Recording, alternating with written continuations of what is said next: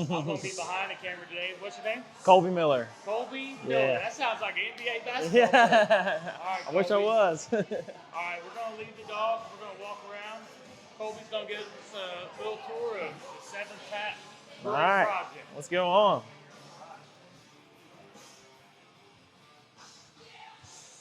So this is where it all happens. We have a 15-barrel system. I got some 30-barrel fermenters, 15-barrel fermenters here. But it's all Deutsche from North Carolina. That's who we got it from. You can walk on back. Try to keep it clean as possible. It's the biggest thing, you know, in the brew house is keeping it clean. Limit microbials and bacteria. Yeah, so this is our 30-barrel fermenter here. It's actually, you can see it, yeah, you can see it right now. So it's creating CO2 and blowing it off through this blow-off hose right here.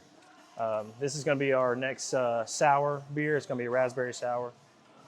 We get fruit puree from multiple different companies, and we'll dump it in the top, and she'll start rolling again. So now you find the fruit pretty expensive right now? Very expensive, man. Everything's going up between grains, fruit, yeast, hops. It's all a little wild right now. It's kind of hard to find certain grains. We're having to order from a different company right now because the people who we normally order from can't get it right now. So it's kind of a big deal for us because we're just a small brewery, so we don't carry everything in bulk or house it here in bulk. We always order, like we'll get our recipes lined out for the week or the next couple of weeks, and then we'll start ordering as we go throughout the weeks. And it's just been tough for us, really tough. But yeah, this is the cellar, man. That's what we're walking in right now. These are all your fermenters. This is just this is our cleaning cart here. We clean the tanks with it. It's actually got, yeah, it's even clean. And these flat bottom tanks here, you can see these are conical. That's gonna be your fermenters. These flat bottom tanks are bright tanks. This is where the beer is transferred to carbonate and clear up. And we'll go straight from these bright tanks to the can line. Right now it's got Don Pablo in there, and that's our Mexican lager. And we'll go straight from this to the canning line. And this is an alpha canning. Yeah, everything's done in-house, can, keg, brew. But yeah, this is our alpha canning line. Sometimes it's a pain in the ass, and sometimes it works perfectly. It just depends on how it's feeling, the day that we can. Uh-oh, there's the train. He'll lay on it here in a minute. Yeah, we were here the other night. Normally he does. I swear he hit his brakes and just... Yeah. Well, last time he came through, it was, well, not last time, but he came through during Christmas and he was doing jingle bells coming down the tracks. Yeah. That just helps add to the vibe. Yeah, man. Yeah, man. It's all good. He actually comes in sometimes. He's like, hey, man, did you hear me? I was like, of course we heard you. But this is our mash tun. So this is where all the magic happens. Oh, wow. So we'll send our grain through the miller in the back. I'll bring you to the mill in the back.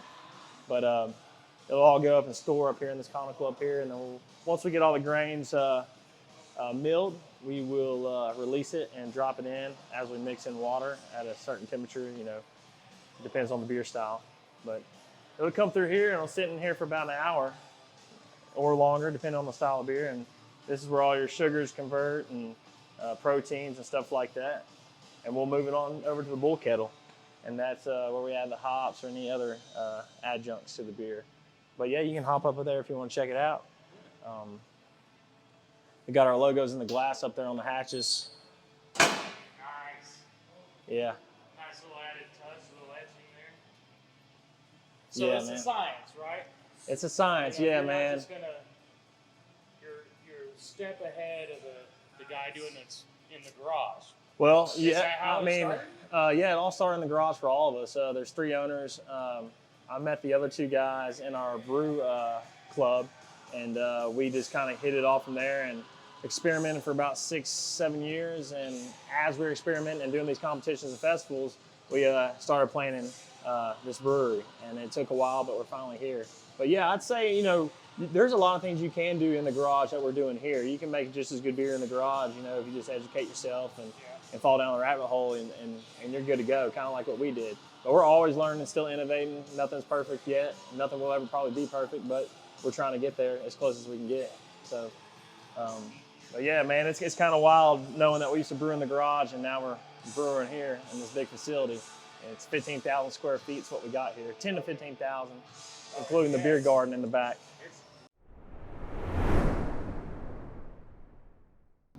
These guys have been homebrewers for about 8 or 9 years now, and they were getting, it was one of their homebrew competitions they were going to. They were getting ready, they were building that jockey box right over there, that's up there. Oh, yeah. And so they had, hey, precious, they had 6 beers that they had planned to take. And so they started drilling holes, and they started in the middle, and then they realized that was going to make it off. And so they had to drill 7 holes, but they didn't have 7 beers. So everybody's like, what's on the 7th tap? And they're like, nothing, because we don't have a 7th tap. We just messed up our jockey box. And that's how we got it, the 7th tap. Yeah, we got big plans for out in that beer garden, man. We got a lot of plans. It's just making the money to remodel it out there. Well, the cost of supplies, and I'm sure, you got a lot of intricate equipment here. So oh yeah, man. Stuff breaks, you know what I mean? Yeah. It's gonna happen. Cans. I know those have been tough to come by at a decent price. They are, Supply man. chain in general. Yeah. It's easier for the big guys because they have to, most of them have contracts and they buy a big order or big bulks, and they're promised a certain amount of cans throughout the year. We just buy them as we need them, and that's what's getting harder for us.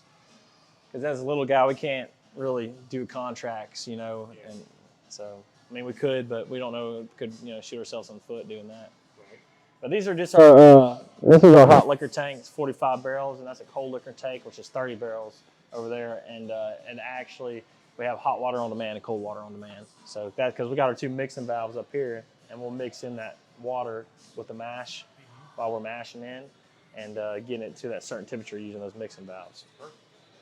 But we'll, like the night before, we'll get that thing cranked up. It's all steam, and it'll get to about 180. So we'll have 180 ready to go when we get here. And that one stays at about 45 degrees over the cold liquor tank. Steam, yeah. So this is all our steam piping right here. So it's a steam jacketed system.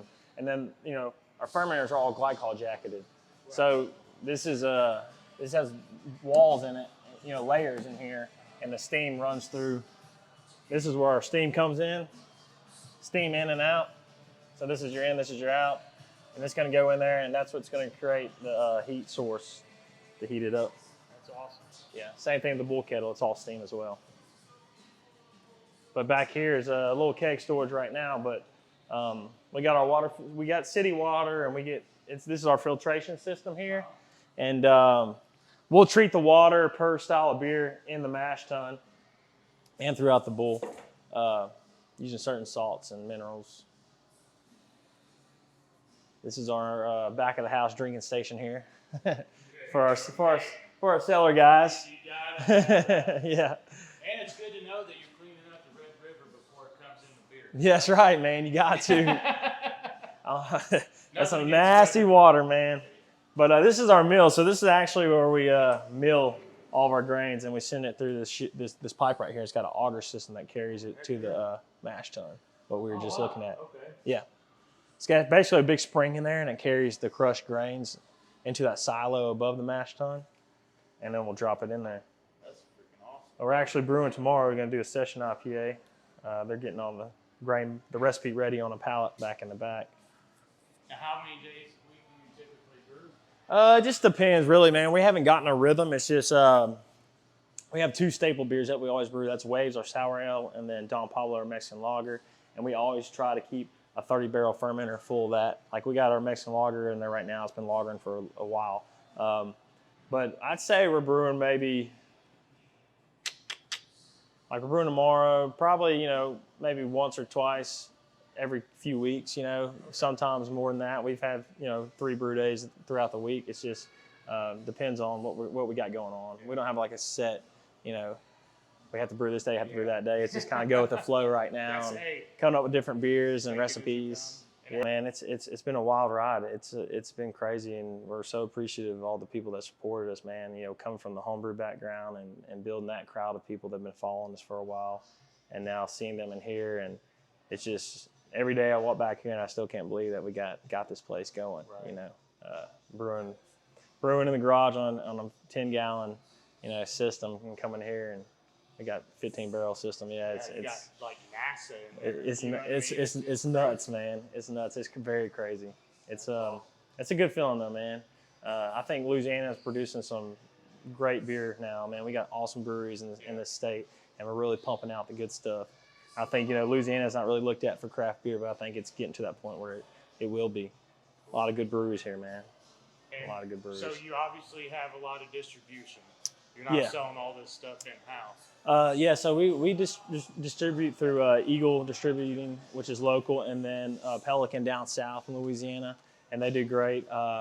Obviously, your bread and butter is going to be your tap room where you make all your money.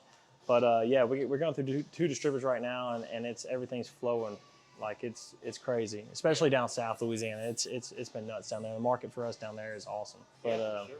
This is our boiler system, though. I don't know if you want to check it out. So this is you can feel the heat. Yeah, man. So this is how we advance age our beers to see how our beers age. Yeah. Keep it in this hot room. But yeah, you can feel the heat difference. This is our big boiler, though. This is where all the steam comes from. Yeah. To control everything out there. Now the facility that we're in, I mean, I'm guessing it's a little more than a year old, right? Yeah. So it wasn't purpose built. Was like this already closed in? No, we did all this. So this warehouse we're in was a rental company. Like they rented out big equipment to construction companies and stuff like that. So all this was all open in here. So we had to enclose this room for the boiler system. And this is all fire-rated wall sheetrock in here. And you can see where it's fire-rated caulking and everything like that. They made us do it just for that reason. It all had to be separated with the firewall. That's good. But yeah, man, I got old pictures. This all used to have walls and building or little offices in here, and we cleared all of this out ourselves. We did a lot of demo work ourselves, things that we could save a penny on. A little sweat equity. Yeah, man, a lot of it in here for sure. In this whole place. Helps with the buy-in. It really adds to your story. I mean, yeah, man, absolutely. Say you literally had a hand in every part of the process. Yeah, man. You can't buy that. It's been Budweiser fun. Sure is. Yeah, they can't, man. I agree. It's fun though, man. It's fun being a little guy. We learn a lot, and you get to meet a lot of cool people and other breweries and stuff. So it worked out good for David. Yeah. Yeah, this is all the steam system here. So steam piping. I'll show you the cooler too. We just did big order, so a lot of our beer just went out to Baton Rouge yesterday. Yeah, it's funny. So this is the cooler, man. It was looking a lot more full the other day, but we did a big order, real big order going down south. So we went from the hot box. Oh man, it feels good in here. To a little slice of heaven. I come in here during the summertime, and I take a break because it feels great. Oh, I can imagine down here. Yeah, oh, dude, it gets hot, man. Humid. Yeah, it feels great in here, especially on a busy day during the summertime. And everything's so clean and organized. Man. When I'm not fishing, I work for Black Dog Brewery back home. Oh, nice, dude. Nice. Like you, they keep their brewery spotless. Yeah. And you have to. We take pride in that, and you have to as well, man. This is clean. We try to keep it as clean as possible. Like I said, we take pride in that, especially the bathrooms. We get people compliment our bathrooms all the time. So they say it's like going to a Buc-ee's bathroom. I don't know if you've ever been to Buc-ee's in Texas, I've heard about it. I've seen the signs. Yeah, so they literally have a guy in Buc-ee's restrooms cleaning them the entire time. Yeah, so. I wonder what his job title is. Yeah, I'd like to know too. I would love to know. But yeah, man, this is where all the kegs and cans are stored. The tap room is on the other side of this wall. This is the tap wall, obviously. Yeah, you've got how many different taps? We have 24. Wow. Yeah, we actually have our brunch. We have the cookies and cream imperial stout on nitro right now. That's so it's what the I first. was gonna try next. Yeah, it's our first time doing it on nitro. So we did on the homebrew side, but this is the first time in the brewery that we've done it. So. Now, how do you think that? I'm gonna have zero experience with a nitro beer. Okay. How does that transfer over into like the retail market, like when it's canned? It's a totally different. It's a big order. It's a totally different deal going into cans. You have to use these little nitro balls. You have to. Yeah, it's something we probably would never do. Yeah. I don't know if you ever had the Guinness nitro in the can. It's got the little nitro ball in there. No, I haven't. Yeah. It's It's honestly something I really don't know much about, but I know it's a totally different animal when it comes to doing nitro in the cans, And for they sure. should just come here and drink it straight off the keg. Yeah, it's out straight. of the wall and into the glass. That's it, man. Straight off the faucet out there. That's the best way to do That's it. the best way to go. Heck yeah. Where are you guys located at exactly? This is Shreveport, Louisiana. Shreveport. Yep, on Linwood Avenue, 2640 Linwood Avenue. Gonna come up. Our anniversary party is June 4th. We're gonna have a big stage built outside, good lineup and bands, special beers coming out, some collabs with some other breweries that are friends of ours, and we got some special glasses being made. It's gonna be a fun day, man. Heck yeah. If it's anything like our grand opening, it's gonna be a party. That's June the 4th? June 4th. Yep, All right. Saturday. That's going to be awesome. Yeah, man, it's gonna be kick-ass for sure. Wish we were going to be in town for that. Man, try to make it. We'll be, let's see, that's a Saturday, June the 4th. You fishing somewhere? Lake Chickamauga. Oh, wow. We'll be Wow. at the Chick in Tennessee. Wow, dude. Hopefully catching some more big bass. Heck yeah, dude. Absolutely. Well, do you want to go through the beer garden or? Just get through there. Like you're on it. Opened just a little bit ago. Oh, yeah, man. What's up, buddy?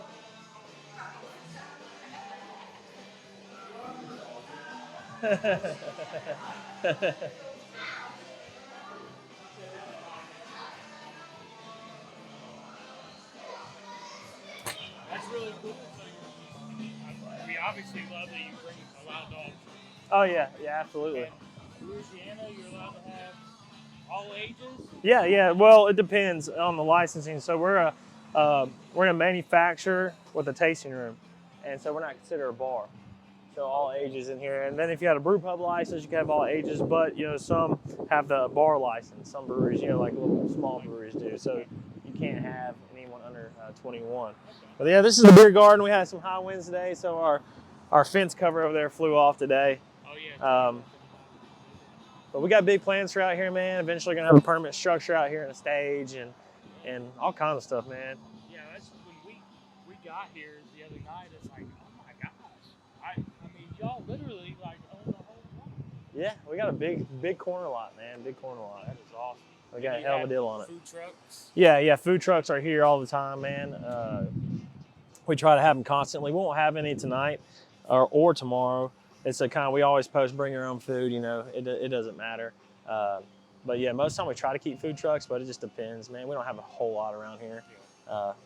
And some aren't just dependable. You have your loyal ones, and then you have the ones that cancel on you last minute. Yeah. But it happens, and it's all right, man. We got beer, so that's all that matters. Yeah. You It's might cold. Leave hungry, but you won't leave thirsty. Yeah, that's right. Absolutely. Maybe you're not trying because you got to open your mouth. Yeah, but this is about it, man. And right here is going to be a new private party room that we're reconstructing in there, or remodeling. And that used to be our little pilot brew room in the other building over there, but we moved everything to the big brewery once we got it all done inside. But yeah, this is it. And we appreciate you taking the time. Oh yeah, thanks for coming by. Thanks for visiting. And It's one of the best decisions we've made coming down. awesome, dude. Hell yeah, dude. Yeah, we appreciate you very much, man. Oh yeah, well, nice meeting y'all, man. Appreciate you. And cheers. Yeah.